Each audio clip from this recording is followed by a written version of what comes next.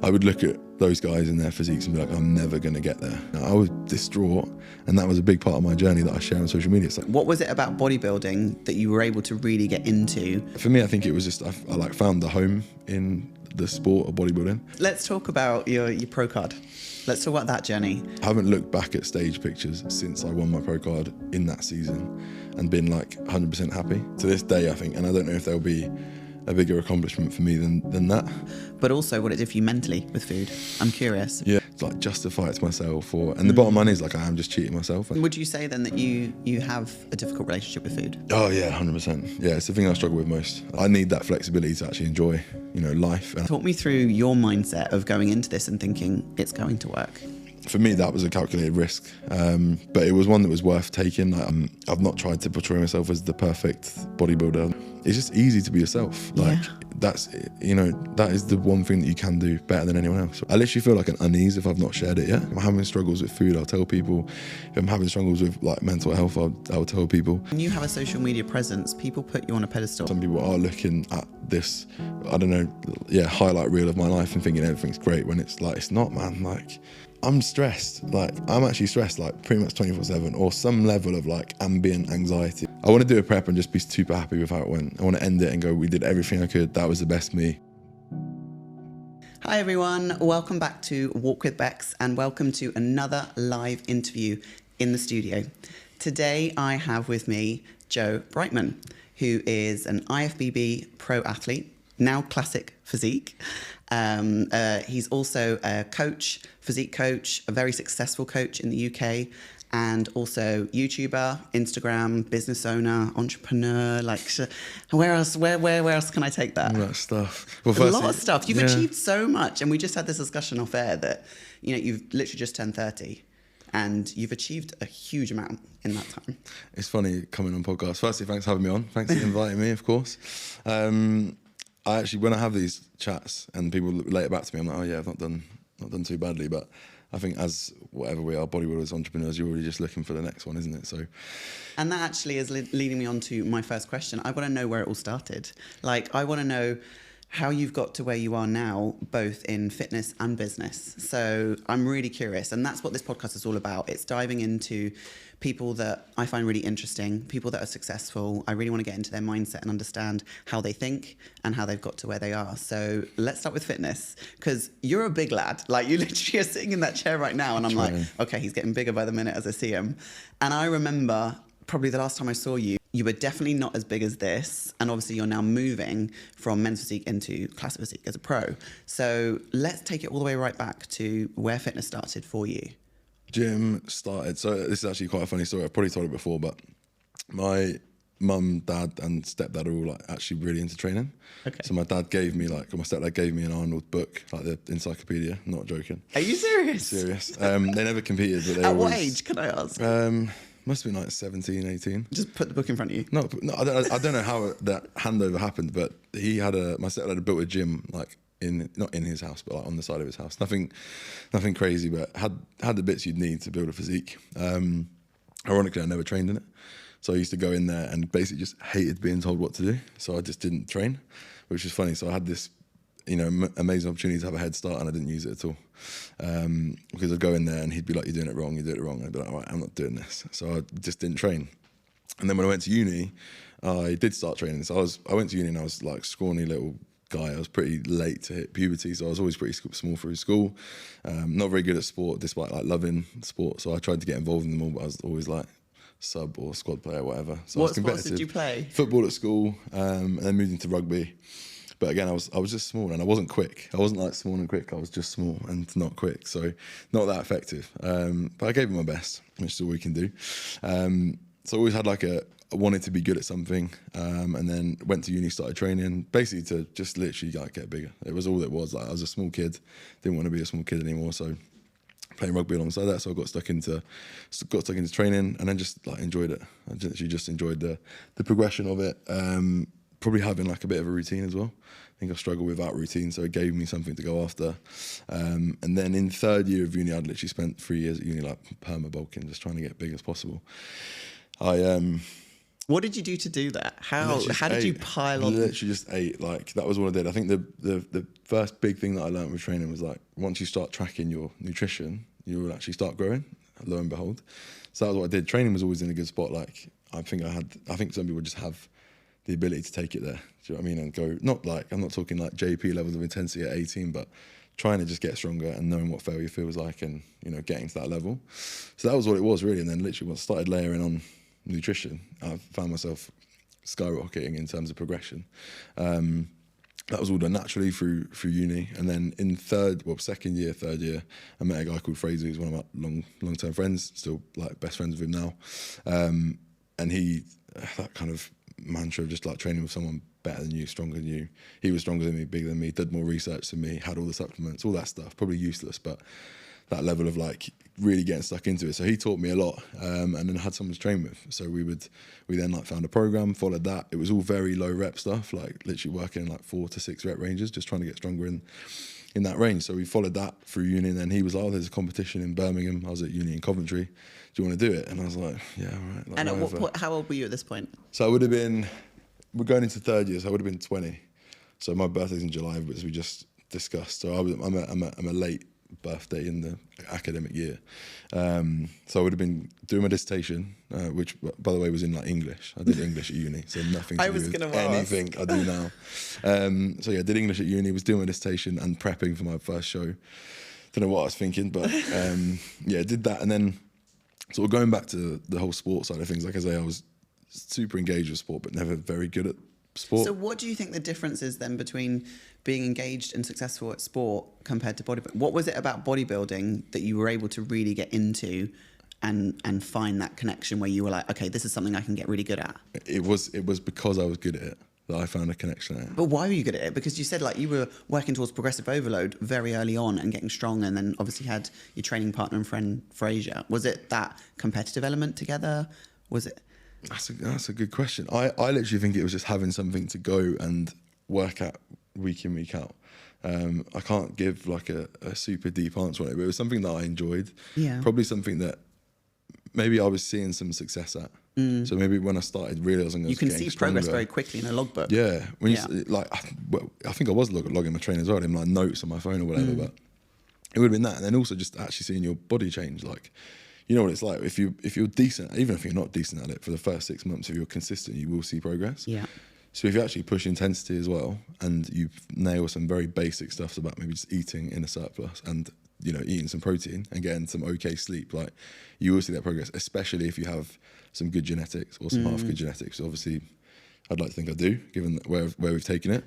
So obviously that all combined led to some level of early success, and then deciding to compete during your final year at uni. Exactly. And I think for the first year I sort of trained by myself.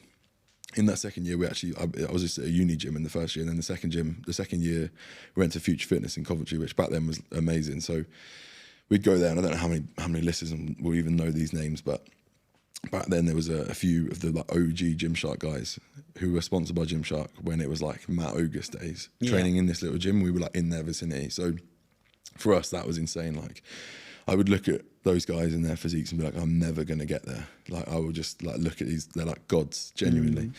And then as time went on, obviously just being exposed to those guys over and over again, and we were just getting on with our training.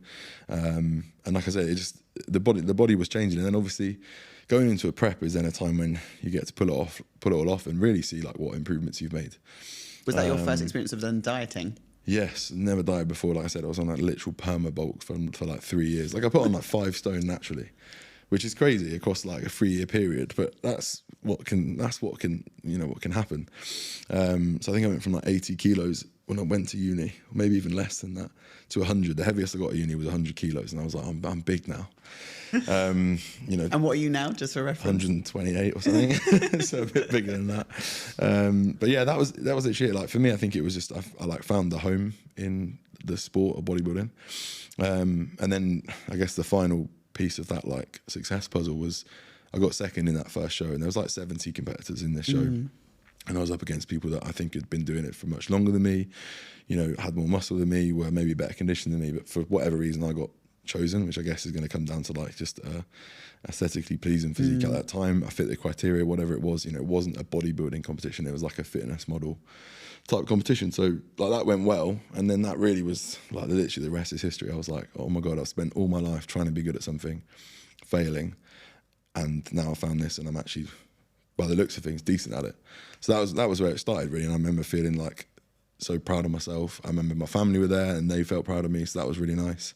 So you had the support of your family the whole way through, obviously. Literally, yeah. From like, I've never had to have a challenging conversation with them about bodybuilding or about steroids or about any of like, it's been full support. I think they know that. I'd like to think they know, you know, if they challenge me on it, I'd like to think I'd give them a good answer, enough to justify what I'm doing. So I think they know what I'm doing. And I mean, probably the bit I missed out about my dad and stepdad is that they also took anabolics when they were like younger, and they probably did it much worse than I did. You know, with no rhyme or reason, no blood work, no nothing. So I don't really think they had a leg to stand on, even if they did turn around and say you're being an idiot. So yeah, there was, you know, all that came into it, and I think they could probably for the first time were relieved that I stuck to something. Yeah, I'm actually all right now. He's like, shall I get you a towel? Towel would be great. I should have brought a towel. Yeah. Nice one, thanks. That'll be enough. I'll have to decide how I'm going to edit this now. It's going to be fun. Just keep it in. I might just keep it in. A sweaty guy. That's what happens when you're a perma-bulk. That's literally it. I mean, that happens even... Actually, no, it doesn't. Don't, no. There we go. So, are you all right now? Yeah. We've cooled you down a little bit. Just for the viewers, if they didn't see that, I was sweating as per normal. And how long have you been in Dubai? 2 weeks and a bit. I did go home at the weekend though. I felt 8 degrees. Yeah. So I was able to like... You haven't quite adjusted since coming back. Not quite. Bless you. But we were talking about, so you never really had any challenging conversations with your family. They were all really supportive of your journey. Yeah. And still to this day probably are. Yeah, I think as time's gone on, we'll probably get into this a bit more later. Like, I think now because like it gets to that point when you're in off season, or you know, there's a bit of a joke about when you get so shredded, like your mum's a bit worried. Yeah. Like, it gets to that point, and I think they've seen probably the last 2 preps. I wasn't particularly happy. Didn't feel like a very nice person, I think. So then, you know, some challenging conversations come. But yeah, back then it was. By and large, it was healthy. I was natural. I was, you know, maybe miserable at times because I was dieting, but it's kind of part of the process. I guess there's a bit of bias from them, or at least from my dad and stepdad anyway, because they're like actually interested in bodybuilding.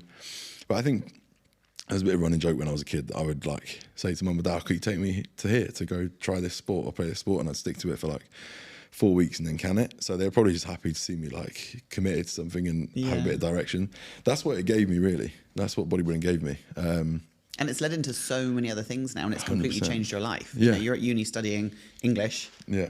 You're not doing a job that's with English. Nothing to do with it. And I think, yeah, even not only sport-wise, but yeah, like education, career, all that stuff as a kid, very much like under-potentialized, like quite short attention. But, you know, school was all right, I enjoyed it, but the report was always like, you know, Joe could do better if he, you know, paid attention. And If he applied himself. Yeah, how many kids hear that? Like, so... It basically, you found your passion, something that you could do really well, and it's now turned into your career and something you can see yourself doing long term. Yeah, and after that show, I was like, I'm going to do this again because it felt good and I was good at it. And then, yeah, that led into UKBFF, you know, NPC, IFBB, whatever. And then, yeah, that's the... Let's talk about that. Let's talk about your pro card. Let's talk about that journey, because that was an interesting one. That was a big one. Yeah. And I think anyone that's watching that knows you would have probably followed a lot of that, because you are very active on social media, Instagram, YouTube. So let's go back to that prep.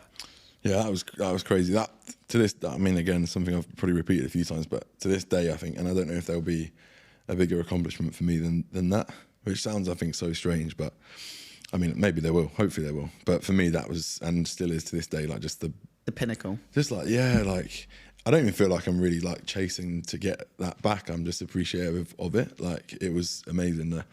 The way I've described it is, I think maybe growing up or whatever, there's not even growing up, as you get older, you have some things, some really, really big things that seem so far away that you'd love to achieve. And you're like, oh, I don't know if this ever happen, but I'm going to commit myself to it and try and make it happen. And for a lot of people, it's probably like, I don't know, it's maybe something material, maybe a car or a watch or even a family, or, you know, having kids and buying their first house, all that stuff. And as I got deeper and deeper into bodybuilding, it's literally like, I want that pro card. And I would have done anything to get it, which is I think why I got it at the end of the day. Like, you know, there was never a chink in my armor when it came to that journey. But yeah, to get that, and I don't know how many people, a lot of the people I see going for their pro cards now, like seriously, are probably coaches on, you know, that's their job and they can really dedicate their whole life to it. I had like a 9 to 5, you know, it was just not that simple for me. But like I said, I would have done anything to get it, so I made it happen. And I think when I do reflect back on what I did to make that happen, then yeah, like it is the pinnacle. Tell us a little bit about that. So in the 9 to 5, what were you doing at the time then, whilst you were prepping for something that was such a huge goal for you? So even you know the 2 years prior to that, because I competed the year before and didn't turn pro, so I did 2 shows that year and then came back for, I think I did another 4 the second year. I was working at John Lewis, like head office in London, so my typical day it wasn't, you know, it's no crazy job. It was like e-commerce stuff. I was making a website look good so that people would buy it. The whole role was driving conversion on the website, which is basically how many people can you get to come on and actually leave with, you know, having bought something. Maybe why you're so good at business. Right? Maybe, well, or maybe not, but like not, you know, not particularly inspiring. I remember lots of days at that job thinking like, what am I really doing? Like, these people, you know, people are saving lives out there and we're trying to make a website look nice so we can sell some jumpers. And people will find purpose in that job and they will find purpose in lots of jobs. But for me, I couldn't, it wasn't important to me. But like anything in life, like I tried to do my best and I wanted to progress. And obviously I was living in London, super expensive. So I needed to progress to earn more money because it was pretty uncomfortable otherwise. So I was doing that alongside. So I was trying to progress that role. I wasn't, you know, wasting my time there. I wasn't vacant. Like I had to put the effort in because, you know, ultimately you're there 37 hours a week, so you might as well, you know, try and be good at it or do your best at it and try and progress. So I did that, but I guess in the depths of prep, what that looked like was, I think I calculated it after prep because I probably couldn't bear to look at it on prep, but something like 1,400 calories a day, an hour of cardio a day, which would get done pre-work. I'd then go to work. On my lunch break, I'd walk just like around London, Victoria to get my steps in. I think I had 14,000 steps to hit. And then after work, I'd train. That would take, as it does us all, an hour and a half, 2 hours. And then I'd commute home, make my meals for the next day, do it again. And not only make my meals, but make my meals for the night, for the next day, pack my bag. Make sure everything was ready for the gym the next day. Have it all laid out and then to get up at 5 and to go and do it again for 5 days straight. And then the weekend would come and I'd get a bit of a break. But I actually found the weekends a bit harder. I think that's probably something a lot of people can relate to. Like, that structure's then gone. Yeah. Your day's not filled with emails or people, and suddenly you like, if you want, you could just go and eat. So I had to like find stuff to do that day as well. But yeah, that was how that looked. 1,400 calories a day for a man of your size, it's tough. Yeah, did you struggle with dieting and food cravings, things like that? 100%. I actually think I struggled the least that prep though, out of all of them. Okay. Which is weird. I don't know if that is a combination of just how badly I wanted it, the fact that I was on a meal plan and not macros, I think, and literally a meal plan that was like set for me. I was with like Rob back then, LRF, and it was super old school stuff, man. It's like eggs, steak for breakfast. Like meal one was like chicken and like literally 25 grams of rice, I think, at one point. Yeah. I was like, what? What's this the point? Rice, like, yeah. So it was very bland, and I did what I could to spice it up. But you know, all credit to Rob, and I think we actually spoke about this the other day in the gym, like. That level of like militancy, when you know, I think in my head, logic is a big thing for me, right? So when something doesn't make sense to me, I don't feel like I've got buy-in. But Rob almost like beat the sense out of me in certain occasions. Like I remember one time where I was like, can I go to Nando's this weekend with my friends and I'll literally get a butterfly chicken breast and like broccoli or whatever was in the, and he was like, no, you're on prep, like you don't know what's in it. And I was just like, fucking hell, come on, man.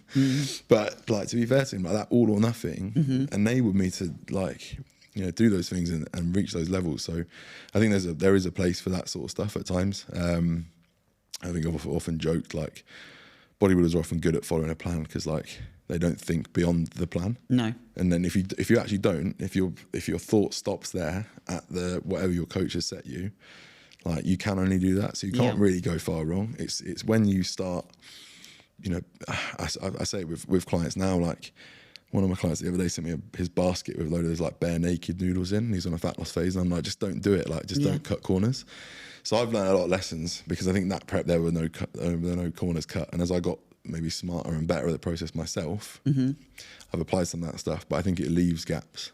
I wanted to talk about that because you're very renowned for that, having obviously that very strict meal plan prep with Rob, but then moving to a macro-based approach. And I actually wanted to ask you about that, like what that did for you in your other preps and your other kind of phases, and what that did for you, not only in how your physique changed across the course of the prep, but also what it did for you mentally with food. I'm curious. Yeah, like mentally is the big one. And I think, I think after that prep, I would say I would always recommend people go, most of the time, and I still do it myself, with like, I go for macros for off season because I like going out for food, and I'm not going to like take that away from myself. I don't want to actually eat cream of rice 365 days a year, to be quite honest. I need that flexibility to actually enjoy, life, and I think that's fine. Like, I think if we look at arguably the greatest of all time, like Seabum, like he lives a life very much like that. You could argue he can get away with it because he's absolutely like, blessed in genetics, but for me, like, I don't think I'd be happy doing it the true, the robot way, if you like. So, and also you have to have a degree of life balance. Like when you're on prep, it is all or nothing. In most cases, that is the most successful prep because there are few variables. Yeah. And when there are few variables, that's when changes happen. And when you change those variables, that's when you see more progress because you've got less to play with and nothing that's muddying the water. Yeah. Whereas when you're in an off season and you're in an improvement phase, if you don't have that flexibility, you feel like you're on prep 24/7. But then also, I totally see the argument for being militant on off season as well. Like I had a conversation again today with a client about, like, he was sort of saying, we've just prepped together. He was saying, I think in previous off seasons I've not been as militant, and like, that is where the progress happens. So there is 100%. But again, it's a percentage of it. Like there's a degree of like, I'm on my meal plan, majority of the time, 80%, and then 20% I'm having a meal off plan once a week. And then I'm on off season, I'm going to have a muffin every pre-workout or be a dickhead with food. There's a difference. Exactly. But in terms of what I think meal plan versus macros did for me, like physically and mentally, I've actually, when I look back, I said this to, Babs. I had a conversation with Babs at the weekend. Very good friends with Babs. We were speaking about what our kind of goals are competitively next week, or maybe I won't say it to ruin it, but like, I'm sure that's a question. She was with you in Birmingham, wasn't she? Yeah. But like, I haven't looked back at stage pictures since I won my pro card in that season and been like 100% happy. Okay. That's the last time. So that was 4 years ago. I've competed. I've done 2 seasons since then. And only once have I looked back and gone, like, looked back at stage pictures and gone, like, that was it. We nailed it. I looked my absolute best. So, there's argument there for what was that? Was that the meal plan? Was that the fact that other like anabolics have been used since then? What is it? Is it a training? Who knows? But the macro or IFYM sort of style. It's funny because quite often I will start prep like that because I've come from off season being a bit more relaxed, but as I get into it, like I remember saying to Cal last year, I was like, I need a meal plan now. Like I need to go to to cancel out all this stuff. But even then, unless someone sits me down and tells me exactly what to eat, I think I will still find ways to be like justify it to myself. And the bottom line is, like, I am just cheating myself, and so is everyone else. And would you say then that you have a difficult relationship with food? Oh yeah, 100%. Yeah, it's the thing I struggle with most, I think, in bodybuilding.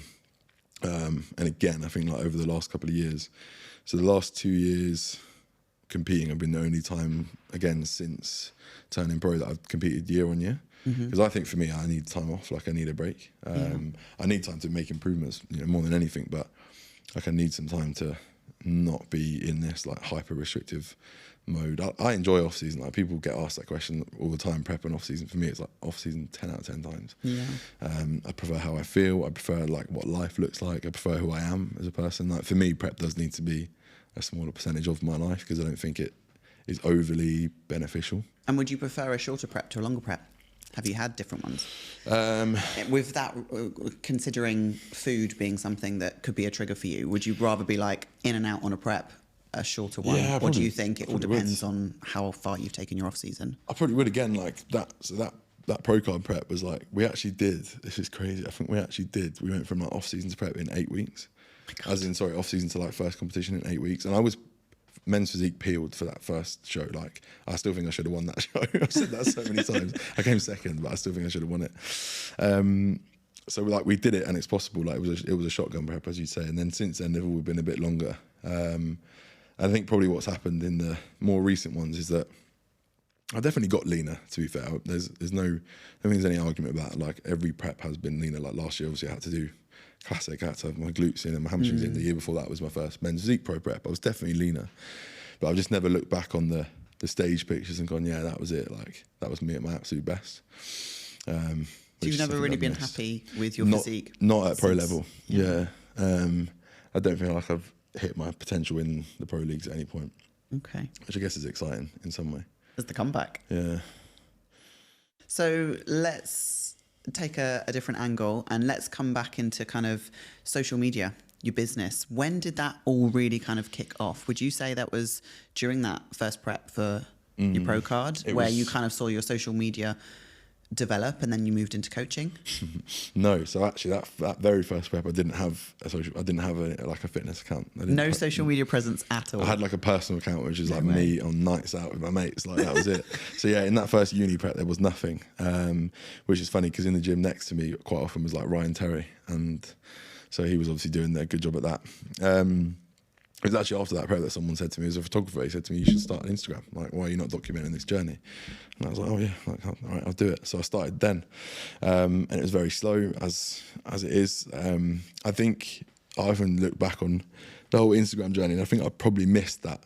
You know, that like first wave of influencers where it was like, I don't know, I'm thinking of like Sean Stafford, those sort of, that group of people, Ross Dickerson, who are now just sort of posting like memes quite often. But like, it was, I'd missed that, so it wasn't so where easy. hashtags were actually working. So it wasn't so easy just to go viral back then. I feel like that's kind of coming back around now, which is a bit weird with like reels and stuff, but that's a different conversation. But yeah, so I started posting after that, and growth was slow, like really, really slow. I can't remember when I hit my first like 1,000, but I distinctly remember the first, I think when I was doing my first run at pro qualifiers, I maybe had like 4,000 or 5,000, so it was really not that many. By the time the next year, when I was then doing the second lot of pro qualifiers, I hit 10K just after I turned pro, or just before. I think it was just and before. And were you YouTubing at the time? A little bit, like very inconsistently. Never used a videographer. It was always like self-filmed. I think that was a super slow process. I still wouldn't call myself a YouTuber either. Like, I think, again, I'm confused that I've got 15,000 followers, to be honest, on there. Do you prefer to vlog yourself, or do you prefer to have a videographer? I prefer to do it myself. It's just the effort of then editing it. And the problem is with being friends with like Tom, TM Cycles, for example, when I look at his content and it's so good, I want my self-vlogs to look like that, and they're never going to. I've actually learned to let go of that a bit more, which is good. But you're self-taught. You've learned it all yourself, how to do it. Self-taught. Like, I've not even done any courses or anything. And I wouldn't say my videos are good, by the way, but like I pick things up, I guess. But in terms of like producing content, I prefer to be I prefer to film. I think the people that the viewers follow me prefer it so much as well, but it's just so much effort. Like to film, I think, well, not effort, but time consuming. You know, once you get the content, and then I had this like mental block where if I filmed one video, I almost can't start filming the next because that one's there and I'll forget about it, and then it's just wasted, and I hate doing that.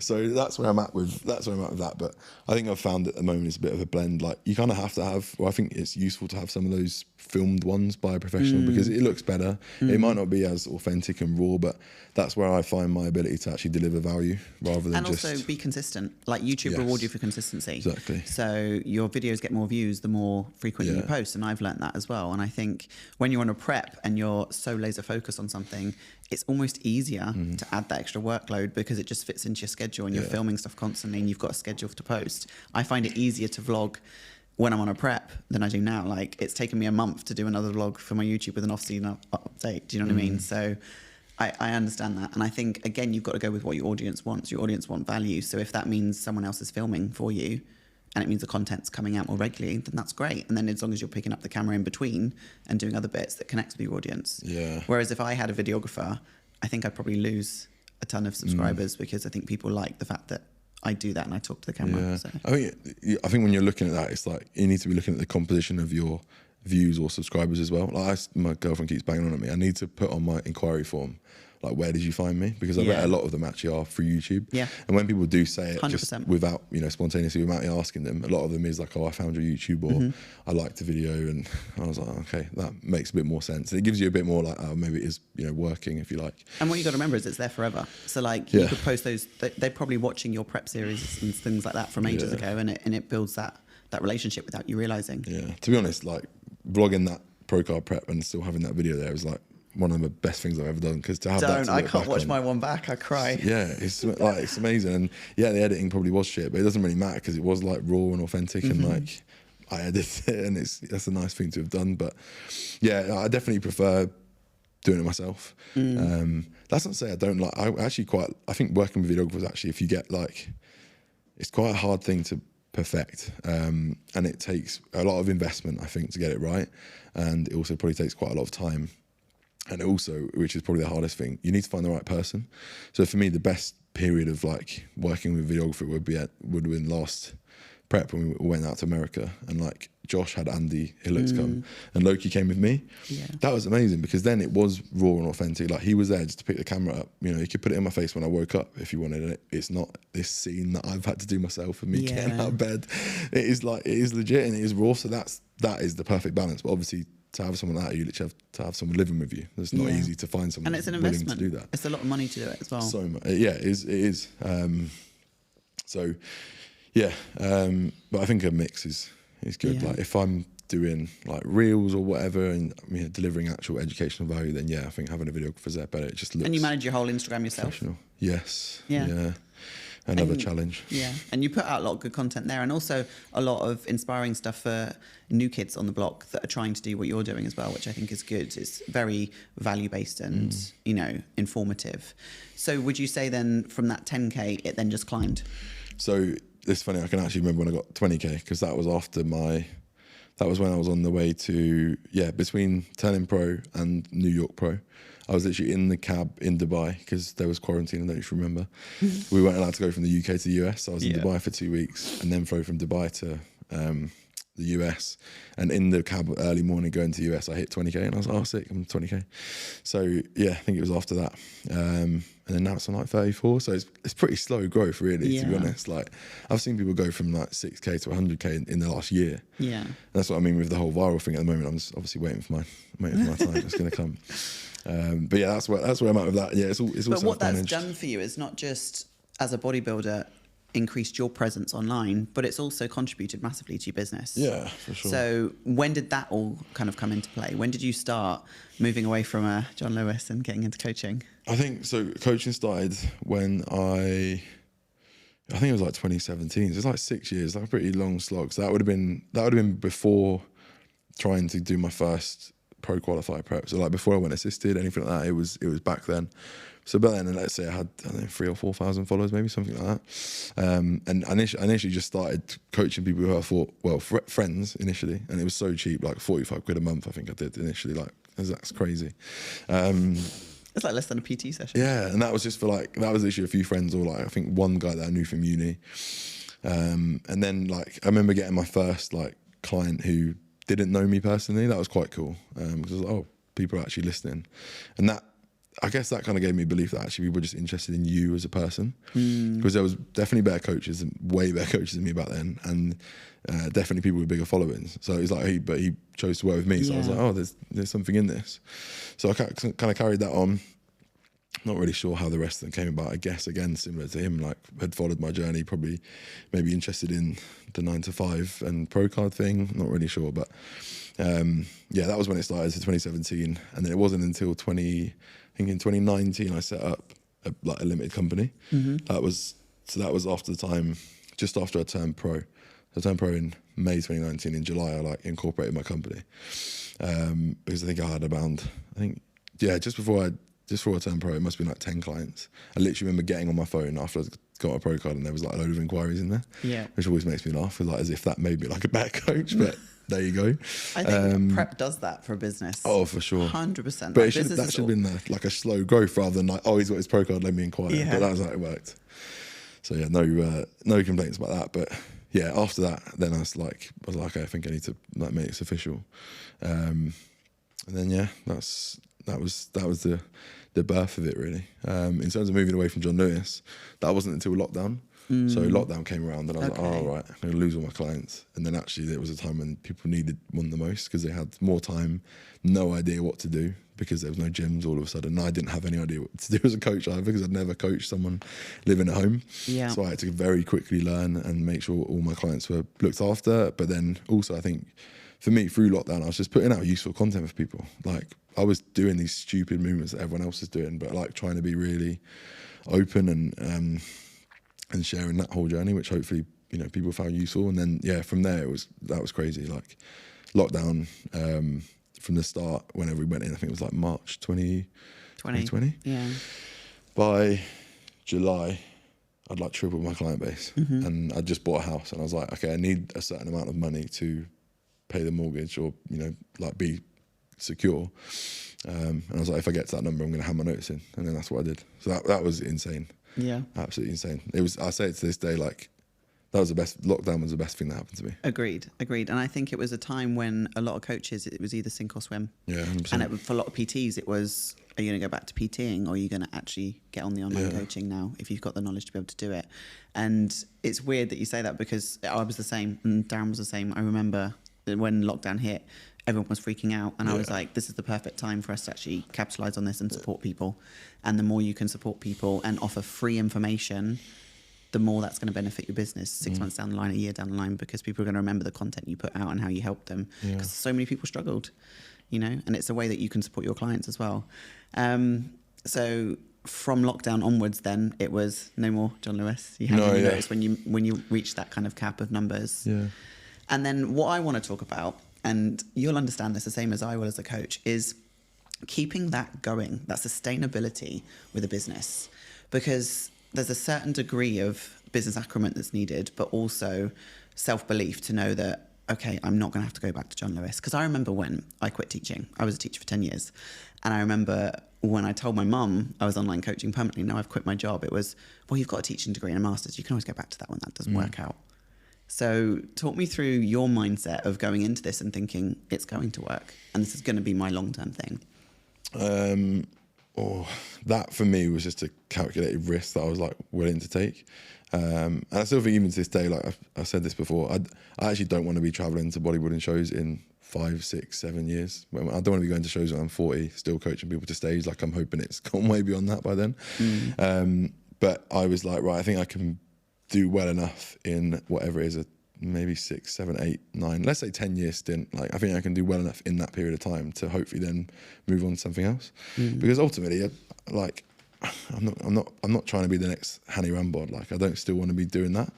So for me, that was a calculated risk, but it was one that was worth taking. Like I'm really lucky with my like support from a family perspective. Like if it did all go to shit, I'm lucky enough to say I could just go home, and if I had to start again, I could start again. Like that's not which is very fortunate of me, of course. Like other people will have that much more difficult. But I guess the one thing I always tell myself whenever I have that feeling is like, well, I've done it to this point, so can't I just keep doing it? Yeah. And what's going to stop me? Like, it's only going to be me that's going to stop me. Like nothing's going to come along and like remove my ability to coach. As long as I keep getting better, like it's going to be fine. And then when business dips or whatever, I'm like, well, I've had a month like that before, so I can't do it again. My followers aren't going down. Like nothing is becoming less relevant necessarily. Yeah, there's more competition, but like I just have to keep getting better. Yeah. And it is just that belief of like looking back. I think the longer you do it, the more sure you should be of yourself. I've actually not worried for a long time about like, oh, like, is this all just going to get whipped out from under my feet tomorrow? Like, because it's irrational to think that way. I used to, for sure. I used to think that. But I think your standards and your bar just raises, and now it all becomes relative, really, for me. Like a real bad thing would have to happen for me to like actually have to fold my business now, because I've built up like a loyal base and like a loyal following, and you've expanded the business to obviously apps and things like that as well. So like you've invested it in other areas, and I think. And actually, I want to ask you this because I know what my opinion is, but do you think going through a prep like the prep for going after your pro card taught you the skills and the mindset and the discipline and the diligence to be able to build a business, a successful business? Definitely. I mean, it definitely helped. The business was there before that. I was doing like work alongside that, but for sure it helps. Like it builds something different in you. Like I don't know. I'm not even sure I could put my finger on what it is, but it's just a level of determination and grit. Like it does teach you something about yourself. There's it's no like doubt showing up every single day. Like for prep, you have to show up every day, and for your business, you have to show up every day. 100%. And I think people don't understand that. Like you can't go a day without not being on social media for your stories, for sure. You have to have a schedule of posts or know what it is that you're putting out there. And like you say, when you build an audience, you build trust with the audience, and what you put out needs to be in line with who they believe you to be and where you're going moving forward. And I think so many people get lost in social media or become overwhelmed by it or get anxious by it. And ultimately, all you got to do is show up yourself. Or they just don't start, which is the other thing. Procrastination. Yeah. I had this conversation, I think it was I've had it many times, but why social media has probably become or has come easier to me is because I've genuinely never tried to be anything that I'm not. I've not tried to portray myself as the perfect bodybuilder. I've not tried to be like a Kuba or an AJ. I've not tried to be like some lifestyle, like flashy, do you know what I mean, of the car and the watch and all that stuff. Like I just whatever I am at the time, that's what people see. Authenticity, and I've been I don't know why it is. My TikTok at the moment is like riddled with like this authenticity chat about like wavelengths and energies, and apparently authenticity is like the most powerful human energy that comes out of people. So that's interesting, but it's just easy to be yourself. Like that's, you know, that is the one thing that you can do better than anyone else, right? But I think what's hard for people is being authentic means you have to a degree, be vulnerable. Yeah, for sure. And that's something that you have been on social media, and it's shown through your YouTube, your journey, your struggles with preps, you know, your relationship with food. You've been very open about speaking about that stuff. And I think that vulnerability is powerful because it's your most authentic self. And I think lots of people are afraid to show that, which is why they're not either as successful or, you know, are not seeing the results that they want. But I think that is something that you should be proud of. And it's something that, you know, you should be continuing to do, because ultimately, if you're showing up as yourself, you've got nothing else to hide. No, do you know what I mean? 100%. I think that's one thing that's always worked in my favour. This is a funny story. When I was a kid, right, I was a compulsive liar. I would get in trouble all the time. After I just told you that. Watch where this is going. I would do something wrong and I would lie about it, and I would eventually get found out. So I would lie. Like literally, my stepdad used to say, "You're lying through your teeth," and I'd be like, "No, I'm not." Anyway, as I got older and I got into more serious trouble, I then realised this is not a game worth playing anymore. I will get found out every single time, so why don't I just stop lying? So for me, like now as an adult, like honesty and integrity are so important to me. So I will never set an unachievable bar for myself when it comes to honesty or integrity, because like I am just being vulnerable, and I find it easier. Whatever this weird feeling is, I don't know if you feel this, I'm sure other people definitely do with regards to social media. Like if I do something or I'm feeling something within myself that impacts my journey, and maybe my followers might be interested in it, I literally feel like an unease if I've not shared it yet. Yeah. I feel a genuine unease about like what's going on in my life, and I feel like I need to share. That might just be me. That might be the whole social media thing. I don't know what it is. It's weird. But there's been multiple occasions where I've been like, I've got this like this news or something that people might be interested in. I feel like I have to share it. Mm-hmm. A revelation that you've had, or an experience, or something that you've concluded. Like, whatever it is, like could be as, you know, something from I don't know, even from choosing to go from men's physique to classic, or whatever that is. Like for me, there's just this like need to share it now for whatever reason. So yeah, I now am, and always have been now, super honest with social media. And if I'm having struggles with food, I'll tell people. If I'm having struggles with like mental health, I'll tell people. I try not to be like, you know, I'm not saying I share every single struggle that I go through, but like if I deem it important enough for me to share, and probably important enough for someone else to maybe listen to, then I will share it. Like you know, after that Finland pro, like that classic debut, I was literally on my story like crying, and that was not because I wanted, you know, sympathy or anything, and that was not acting. I was distraught, and that was a big part of my journey that I share on social media. So I got on and I shared it. Like it feels like a responsibility to keep people in the know, especially when so many have been invested. in you for a long time as well. You know, and you can sit, I can sit here and say, oh, if anyone cares, but like they actually do care, and you'll get told fairly regularly how much people care and how interested they are, and maybe if they don't tell you, they will invest in your business, or they'll make a comment, or they'll message you. And quite often, like, well, not quite often, but every so often I will get like a really heartfelt message from someone. Like, I remember when, I'm sure you get it actually from this podcast, that was actually the one, probably the time period where I received so many messages that I was like, oh my God, we're actually making a difference. Like when we did Off the Cuff. I miss Off the Cuff. Oh man, I miss it so much. I miss Off the Cuff. It was like weekly therapy for me, just sitting down with two mates. But yeah, like I remember talking about a lot of stuff on there that people don't talk about or were afraid to talk about. And, you know, going for it, it'd be all sorts of people as well, people that you'd never think to message you. Like we were just three lads, so I expected our audience to be like, you know, lads, like people that were interested in what we're doing, but we'd get messages from, you know, like older men, younger women, like all different people who were just interested in what we were saying, and it felt like it helped them. So for me, that was like amazing. And again, just an extension of being authentic. Like we spoke about stuff I would never have dreamed of speaking about before on there, you know, stuff that I'd be embarrassed by or felt. But what it does is it makes you relatable. 100%. You know, when you have a social media presence, people put you on a pedestal. As much as you're like, oh, I've only got 30,000, whatever, it doesn't matter. Like someone is looking up to you thinking, I'd love to be in his shoes. 100%. So when you're then showing that vulnerability and you're being authentic, it brings you down to their level. Not that we're at different levels, but it makes you relatable. And it's like, okay, so he's going through hard times too. And, oh, he's experiencing the same things that I'm experiencing. Yeah. That makes it normal. I think social media can be a blanket for a lot of things, and it can skew what's going on in people's real lives. You know, it's always the highlight reel. And actually, I think it's really raw and authentic and good for people to be showing up in that way. Yeah. And I think that's probably also what I do remind myself, because it gives me the ick a little bit when I'm talking about struggles, because I'm always thinking in the back of my head, yeah, but someone's got it worse. So like, what are you moaning about? Yeah. But also, some people don't have it worse, or some people are looking at this, I don't know, highlight reel of my life and thinking everything's great, when it's like, it's not, man. Like the last year of my life in terms of business has been the most stressful I've ever had. Like, perfect time for me to ask you this question. How on earth do you manage work-life balance? Because I know you've talked about that a little bit more before on other podcasts and things like that, but I'm curious to know, like, how do you manage it all? Because it's a lot of work. I know this from personal experience, and I've, on a few occasions, almost reached burnout from getting too overworked, which is why I'm with One Fit UK. That saved my life a little bit. But talk me through that work-life balance for you. It's tricky. Do you have boundaries like now? I look around like the industry, and I think some people have absolutely zero, but then again, my only depiction of that is their social media, so I don't know.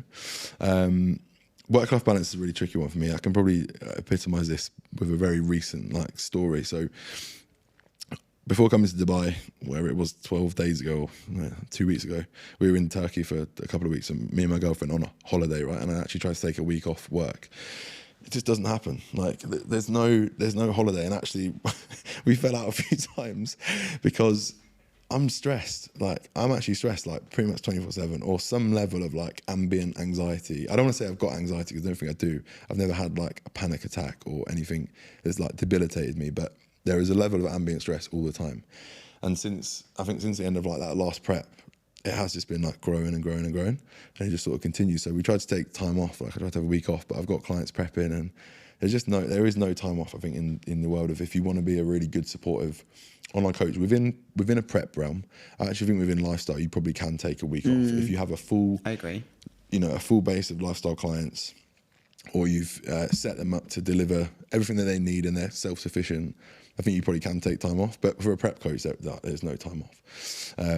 So even though I tried to take a step back from, direct Loom responses or whatever, so I wasn't at the computer, there's still phones buzzing off. And actually sometimes you just want to like throw it in the pool and like just have it stop going off, just because like you do feel like you need a break. So I can totally relate to that feeling of burnout. I think for me though, the kind of the sacrifice or the benefit is that there is a level of freedom. I remember thinking when I started this, I was like, oh, I'm going to have to work from anywhere. Like, this is going to be great. But actually, the flip side to that is, again, like another traveling experience, which by the way, traveling is like a big thing for me. It's like one of my other like big passions in life. Earlier this year, I went to India for 2 weeks for one of my best mates' like 30th birthdays. He's Indian. He wanted us all to go. I was at the airport working while they were all like on the beers and Weatherspoons. So I was like, I can go. And there was never a minute for me where I was like, I can't go. I don't need to ask anyone for holiday. I don't need to ask if I can have time off. You know, I can clear my schedule and I can go somewhere. But I still need to be at my laptop, so you're not actually like free. And then what about posting? Like, I don't know about you, but if I'm away for a gym for a week, I've really struggled to post content because I feel like I'm not being that person or whatever. So again, I sort of mentioned earlier about setting like unachievable bars for myself, but one of them that obviously I've set is, you know, a bodybuilder and training, and therefore my content is largely based around that. I'd feel weird doing a whole week of, you know, content that's not around bodybuilding, or you know, something to do with that. So it does become difficult, and you know, I think the benefit is absolutely that you can go away and you can work from anywhere, but that's the bottom line. Like, you're still working. So work-life balance is a tricky one. In terms of boundaries, I think that. Do you have like a shut-off time with clients when they message you, or are you like me, like international, so you've got global clients and you have to mentally decide when you're going to stop answering WhatsApp messages? So one of the early things I did, and it was probably the best thing I did, was get another phone. So I don't know if you've got a work phone and a business phone. I just have one phone. So I got a work phone and a personal one and a work one, but I had an Apple Watch, which I can see you've got on, and I wanted to... I turn notifications off. Okay, so I hadn't worked that out at this time. And I remember it was in lockdown, so when things were getting busy and I was just sort of being exposed to it, I literally went for a walk to get some downtime, and my watch was just going buzz, buzz, and I was like, oh my fucking God, I've got to get a different phone. So I did that pretty quickly. So that was quite big for me. I think in terms of like the actual downtime, my replies would be slower when I'm training, because that is actually my time. Like, I really want to just lock into my session and get it done. That's the time when I do feel that it truly is like therapy for me. That is my time when I'm in like flow state or whatever, and I'm not focused. So my work phone will go away. And I'll probably be filming my sets anyway, but that's not stressful for me. That's fine. And then in the evening, yeah, definitely. Like I really do feel like I need like just a couple hours before bed. Like, when I sit down for my evening meal, that's the time when I'll probably stop replying. But the bottom line is I've been up since 6, working since 6:30. So my day's like 12 hours of, you know, on off work. Yeah. So yeah, I try and have a couple hours before bed, and clients may not get a response in that time, but the clients that need urgent responses, like for now, ones that are like on prep or whatever, I just give them my personal number. So if they do need to, and to be fair, they're pretty respectful with it. You know, I must give them credit for that. But I understand my role here. Like, I'm here, and I wouldn't want any different from myself. So I've got to support them in it's that finding that balance of, you've got the freedom to be able to work and live wherever you want, but you've also got to understand that you know, it's very hard to switch off. Yeah, 100%. It's very hard to switch off. But like you said, I would say with most clients, if you were to say, I'm going to take 2 or 3 days off or whatever, bar prep clients, because I've done that. I went to Zanzibar for 5 days just like on my own, but the only people I spoke to were the girls that were on prep. You know, everybody else understood and they gave me that time off.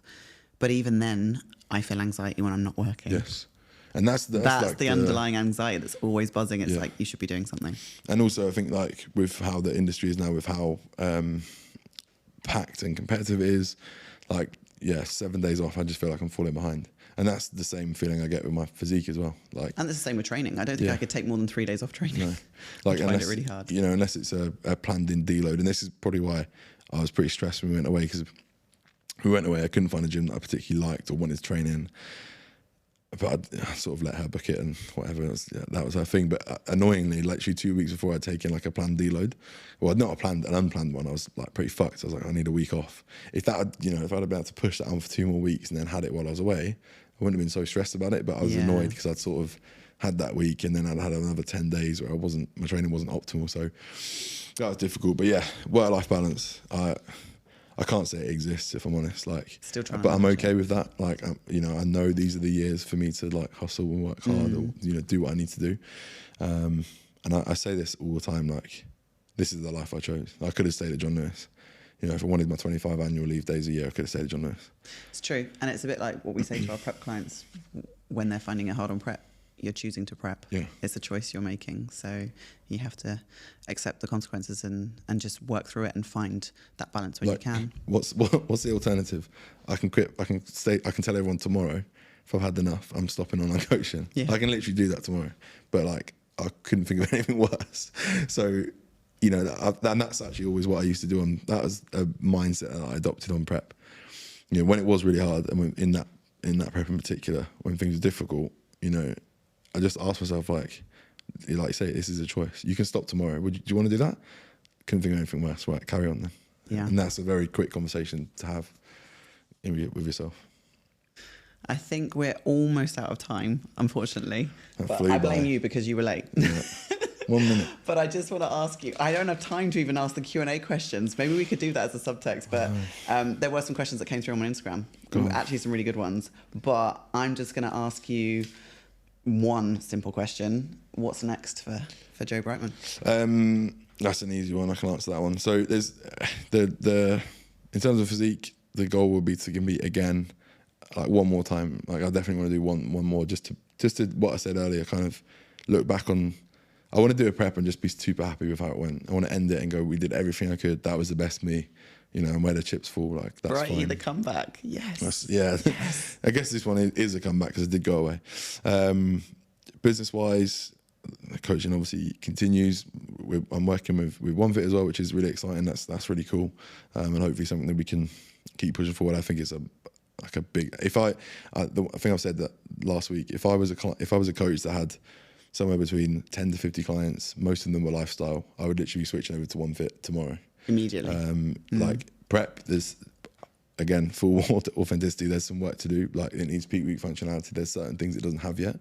But if my majority of my client base was lifestyle, I'd be moving over to it tomorrow. And then obviously with my coaching, that actually is something a launch, like something exciting that's coming up, which I won't speak about yet because it's not fully in the works. But I'm excited, man. It's going to be something new, a slightly different direction for like Team Brightman or whatever that is. Okay. So we'll keep the lid on that. But yeah. Well, then we'll have to get you back on when for you sure. We can move talk to again. Dubai as well. We can talk again. Yeah, we can talk again.